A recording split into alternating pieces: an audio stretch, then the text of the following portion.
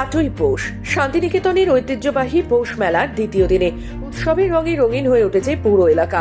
মেলাকে কেন্দ্র করে প্রতিদিনই রাজ্যের বিভিন্ন প্রান্ত এমনকি বিভিন্ন রাজ্য থেকেও হাজার হাজার পর্যটক ভিড় জমাচ্ছেন শান্তিনিকেতনে।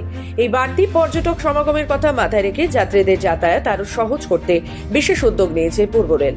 পর্যটকদের সুবিধার্থে চালু করা হয়েছে পৌষ মেলা স্পেশাল ট্রেন। পূর্ব রেল সূত্রে জানা গেছে এই বিশেষ ট্রেনটি 25শে ডিসেম্বর থেকে 28শে ডিসেম্বর পর্যন্ত চলাচল করবে। মেলা প্রাঙ্গণে আসা বহু পর্যটকের বক্তব্য, পৌষ মেলার সময় সাধারণত ট্রেনগুলিতে অতিরিক্ত ভিড়ের কারণে যাত্রাপথে যথেষ্ট ভোগান্তির শিকার হতে হয়। তবে বিশেষ ট্রেন চালু হওয়ায় এবার অনেকটাই স্বস্তিতে এবং আরামদায়কভাবে তারা শান্তিনিকেতনে পৌঁছতে পারছেন। এই উদ্যোগের জন্য পূর্ব রেল কর্তৃপক্ষকে ধন্যবাদ জানিয়েছেন পর্যটকেরা। একটু মেলায় ঘুরতে এসছে, একটু কোথা থেকে এসছে? বর্ধমান থেকে। এই যে স্পেশাল ট্রেন দিয়েছে, জানতেন আগে থেকে? না, সারপ্রাইজ, ভাল লাগলো খুব। আর ট্রেনটা খুব ভালো আর ভালো কমফোর্টেবল ছিল, অসুবিধা কিছু হয়নি। আমরা একটু মেলায় ঘুরতে এসেছি, দুদিনের ট্রিপ।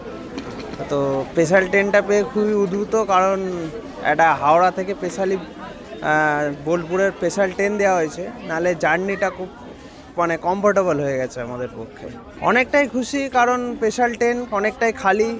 কারণ যদি আমরা মা তারা বা অন্য কিছু ট্রেন ধরতাম, প্রচুর ভিড় হয় ট্রেনগুলোয়। কিন্তু এবার রেল কর্তৃপক্ষের উদ্যোগে পৌষ মেলা উপলক্ষে কিছু স্পেশাল ট্রেন চালু করা হয়েছে। জেনে নিন তার সময়সূচি।